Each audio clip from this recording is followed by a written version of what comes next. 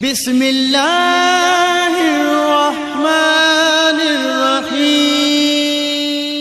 حضور صلی اللہ علیہ وسلم کی پیدائش۔ دوستو، حضور صلی اللہ علیہ وسلم کی پیدائش سے پہلے ساری دنیا میں بہت زیادہ گمراہی پھیلی ہوئی تھی۔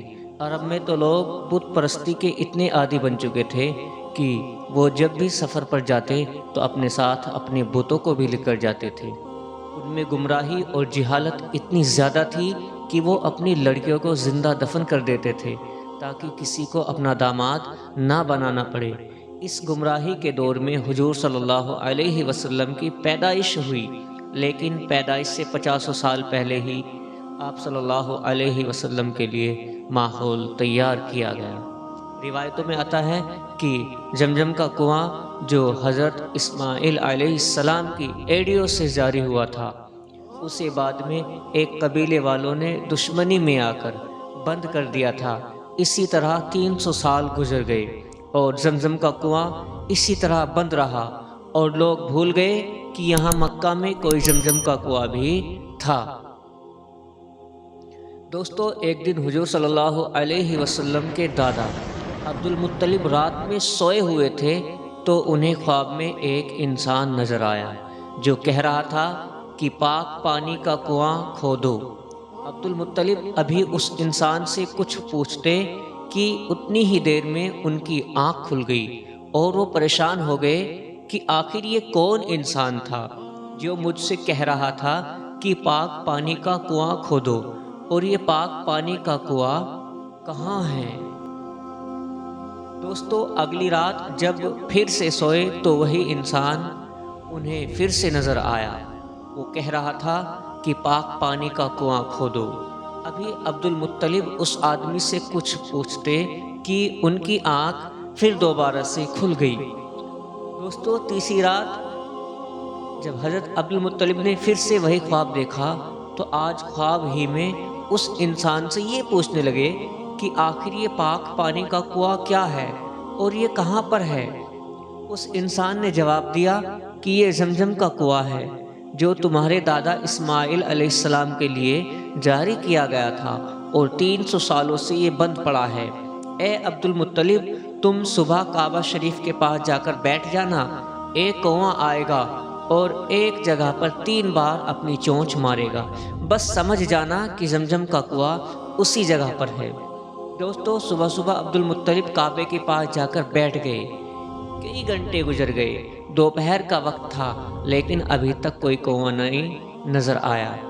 وہ اٹھ کر اپنے گھر کی طرف جانے لگے، تبھی اچانک وہاں ایک کنواں بولتا ہوا آیا اور پھر ایک جگہ پر 3 بار اپنی چونچیں ماری اور اڑ گیا۔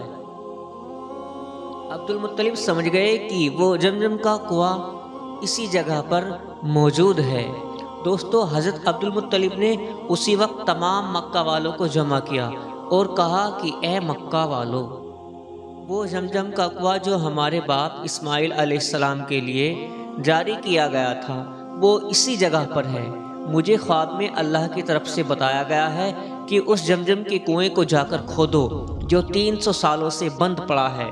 یہ سن کر مکہ والے کہنے لگے کہ ارے عبد المطلب، کہاں تم ان چکروں میں پڑے ہو؟ اس زمزم کے کنویں کو بند ہوئے 300 سال گزر چکے ہیں، اب تو وہ بالکل ختم ہوگا، اور اس کنویں کا کیا بھروسہ کہ ہم اس قدر محنت کریں اور پھر ہمیں کنواں نہ ملے تو ہماری تو محنت ساری کی ساری برباد ہو جائے گی۔ دوستو، اتنا کہہ کر مکہ والے اپنے گھروں کو واپس چلے گئے۔ عبد المطلب نے کہا کہ اے لوگو، میں تو یہ کنواں ضرور کھودوں گا، مجھے اللہ پر یقین اور بھروسہ ہے۔ عبد المطلب کا اس وقت صرف ایک ہی لڑکا تھا، ان کا نام حارث تھا۔ اسی کو ساتھ لے کر عبد المطلب وہ کنواں کھودنے لگے۔ اس وقت مکہ کی زمین پتھریلی تھی، وہاں مٹی نہیں تھی بلکہ زمین پر پتھر ہی پتھر تھے، اس لیے یہ دونوں بیٹے چھینی ہتھوڑوں سے ان پتھروں کو دن رات توڑتے رہے۔ روزانہ صبح کو آتے جاتے اور پتھروں کو توڑنا شروع کر دیتے۔ اسی طرح کئی مہینے گزر گئے لیکن زمزم کا کنواں نہیں ملا۔ اب تو لوگوں نے مذاق اڑانا بھی شروع کر دیا۔ ایک دن دوپہر کی کڑی دھوپ میں پتھروں کو توڑتے ہوئے حضرت عبد المطلب بہت زیادہ پریشان ہو گئے تو اللہ کے سامنے ہاتھ پھیلا کر کہنے لگے کہ اے میرے مولا، اگر آج مجھے زمزم کا کنواں مل گیا تو اگر آپ نے زندگی میں مجھے 10 لڑکے دیے تو اس میں سے ایک لڑکا آپ کی راہ میں قربان کر دوں گا۔ یہ دعا مانگنے کے بعد حضرت عبد المطلب نے چھینی ہتھوڑی سے جیسے ہی اگلے پتھر پر وار کیا تو ایک دم سے پانی کا ایک فوارہ اوپر کو اٹھا اور پھر دیکھتے ہی دیکھتے نیچے سے پانی نکلنے لگا۔ پانی نکلتا دیکھ سارے مکہ والے جمع ہو گئے اور بہت خوش ہوئے، کیونکہ مکے میں پانی آسانی سے نہیں ملتا تھا۔ عبد المطلب نے کہا، بھاگ جاؤ اے مکہ والوں یہاں سے، آج سے اس زمزم کے کنویں پر سرداری میرے خاندان کی رہے گی، لیکن ہاں تم سب اس کا پانی پی سکتے ہو۔ دوستو، زمانہ گزرتا گیا، حضرت عبد المطلب کو اللہ تعالیٰ نے 15 لڑکے دیے۔ تو جب سارے لڑکے جوان ہو گئے تو ایک دن عبد المطلب نے اپنے سارے لڑکوں کو جمع کر کے کہا کہ اے میرے بچوں، جب میں زمزم کا کنواں کھود رہا تھا تو میں نے اللہ سے نظر مانی تھی کہ اگر یہ زمزم کا کنواں مجھ سے آسانی سے کھد گیا تو میں اللہ کی راہ میں ایک لڑکے کو قربان کروں گا۔ میرے بچوں، کیا تم قربان ہونے کے لیے تیار ہو؟ سارے لڑکوں نے کہا، ابا جان، ہم 15 لڑکوں میں سے جس کا بھی ہاتھ پکڑ لیں گے وہ اللہ کی راہ میں قربان ہونے کے لیے تیار ہے۔ عبد المطلب کہنے لگے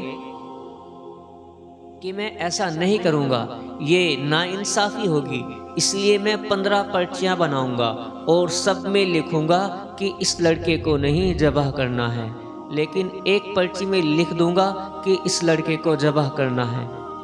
اب وہ پرچی جس لڑکے کے ہاتھ میں آئے گی اسے اللہ کے لیے ذبح ہونا پڑے گا۔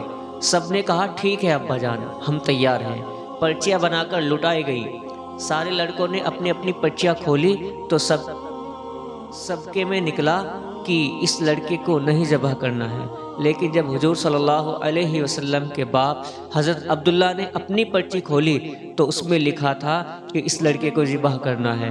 ذبح والی پرچی حضرت عبداللہ کے ہاتھ میں دیکھ کر عبد المطلب بھی تڑپ اٹھے، کیونکہ حضرت عبداللہ لڑکوں میں سب سے چھوٹے تھے اور بہت زیادہ خوبصورت تھے۔ عبد المطلب اپنے سارے لڑکوں میں سب سے زیادہ عبداللہ سے محبت کرتے تھے اور مکے والے بھی حضرت عبداللہ سے ان کی شرافت کی وجہ سے بہت محبت کرتے تھے۔ دوستو، لیکن عبد المطلب سردار آدمی تھے، اس لیے اپنی زبان سے پیچھے نہیں ہٹ سکتے تھے۔ ایک چھری اٹھائی اور عبداللہ کو ذبح کرنے کے لیے کھڑے ہو گئے۔ جب مکہ والوں کو خبر ہوئی کہ عبد المطلب اپنے بیٹے عبداللہ کو ذبح کرنے جا رہے ہیں تو سارے مکہ والے جمع ہو گئے اور عبد المطلب سے بحث کرنے لگے کہ کچھ بھی ہو جائے ہم عبداللہ کو ذبح نہیں ہونے دیں گے۔ عبد المطلب نے کہا کہ اے مکہ والو، ہٹ جاؤ میرے راستے سے، میں اللہ سے نظر مان چکا ہوں، میں نے اللہ سے وعدہ کیا ہے کہ میں اپنے 10 لڑکوں میں سے کسی ایک لڑکے کو اللہ کے راستے میں قربان کر دوں گا۔ اتنی دیر میں عاص بن وائل جو مکے کے بڑے سرداروں میں سے تھے وہ سامنے آ کر کھڑے ہو گئے اور کہنے لگے کہ اے عبد المطلب، آج چاہے تلواریں چل جائیں، خون کی ندیاں بہہ جائیں، لیکن ہم عبداللہ کو ذبح نہیں ہونے دیں گے، ہم ایسا بالکل نہیں ہونے دیں گے۔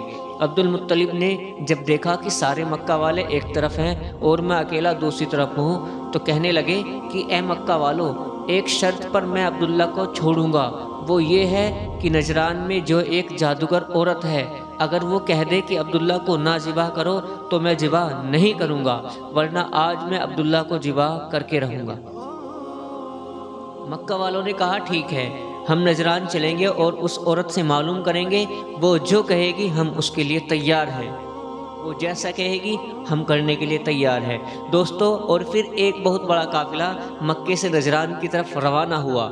400 کلومیٹر دور نجران کا سفر کر کے یہ تمام لوگ اس جادوگر عورت کے پاس پہنچے اور اسے ساری باتیں بتائی تو اس جادوگرنی نے کہا کہ تم لوگوں میں اگر کسی بندے کو قتل کر دیا جاتا ہے تو اس کے بدلے میں تم کیا معاوضہ لیتے ہو؟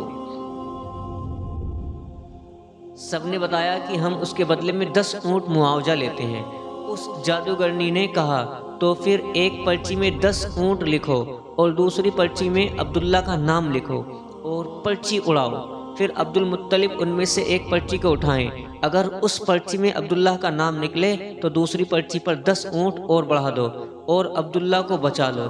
اس طرح جب تک عبداللہ کا نام نکلتا رہے تب تک دوسری پرچی پر 10 اونٹ بڑھاتے رہو، اور جب کھلنے والی پرچی پر اونٹوں کا نام نکل آئے تو عبداللہ کو بچا لو اور اتنے اونٹوں کو ذبح کر دو۔ سارے لوگوں کو یہ فیصلہ بہت پسند آیا اور پھر مکہ واپس آ کر پرچیاں بنائی گئی۔ حضرت عبد المطلب نے اپنے 100 اونٹ صفا پہاڑ کے پاس لا کر کھڑے کر دیے، اور دوسری طرف حضور صلی اللہ علیہ وسلم کے باپ حضرت عبداللہ کھڑے ہو گئے۔ دوستو، پرچیاں بنا کر اڑائی گئی تو عبد المطلب نے جب پرچی کھولی تو اس میں لکھا عبداللہ کو ذبح کر دو۔ یہ پڑھ کر دوسری پرچی پر 10 اونٹ بڑھا دیے گئے اور دوبارہ پرچی اڑائی گئی تو پھر سے عبداللہ کا نام نکلا۔ یہ دیکھ کر دوسری پرچی پر پھر 10 اونٹ بڑھا دیے گئے۔ ایسے کرتے کرتے 90 اونٹ بڑھا دیے گئے، کیونکہ ہر بار حضرت عبداللہ ہی کا نام نکلتا رہتا تھا۔ انہیں ذبح کر دو، انہیں ذبح کر دو۔ آخر میں حضرت عبد المطلب نے کہا کہ اے لوگو، یہ آخری بار ہوگا، اگر اس بار بھی عبداللہ کا نام نکلتا ہے تو میں عبداللہ کو ذبح کر دوں گا۔ سبھی لوگ خاموش کھڑے تھے، چپ کھڑے تھے۔ عبد المطلب بھی بہت پریشان تھے کہ شاید اب اللہ کی مرضی ہے کہ عبداللہ کو ذبح کر دیا جائے، اور پھر اسی آخری بار بھی ایک پرچی پر 100 اونٹ لکھا گیا اور دوسری طرف حضرت عبداللہ کا نام لکھا گیا، اور پرچی اڑائی گئی تو اس میں لکھا ہوا تھا کہ 100 اونٹ ذبح کرو۔ یہ پڑھ کر سب کے چہرے پر خوشی کی لہر دوڑ اٹھی اور سب نے مل کر ایک بہت تیز نعرہ لگایا اور کہا کہ چلو بھائی، اب عبداللہ کو چھوڑو اور اونٹوں کو ذبح کرو۔ لیکن عبد المطلب نے کہا نہیں نہیں، ابھی ایک بار اور کیا جائے گا۔ دوبارہ پرچی اڑائی گئی تو دوبارہ بھی یہی نکلا کہ عبداللہ کو چھوڑو اور اونٹوں کو ذبح کرو۔ سارے لوگ خوش ہو کر کہنے لگے اونٹوں کو ذبح کرو، لیکن عبد المطلب نے کہا نہیں، ابھی ایک بار اور کیا جائے گا۔ اور پھر تیسری بار پرچی اڑائی گئی تو تیسری بار بھی یہی نکلا کہ عبداللہ کو چھوڑو اور اونٹوں کو ذبح کرو۔ یہ پڑھ کر سارے لوگ خوشی سے جھوم اٹھے، اور عبد المطلب نے بھی اپنے بیٹے عبداللہ کو گلے سے لگا لیا اور پھر 100 اونٹ ذبح کیے۔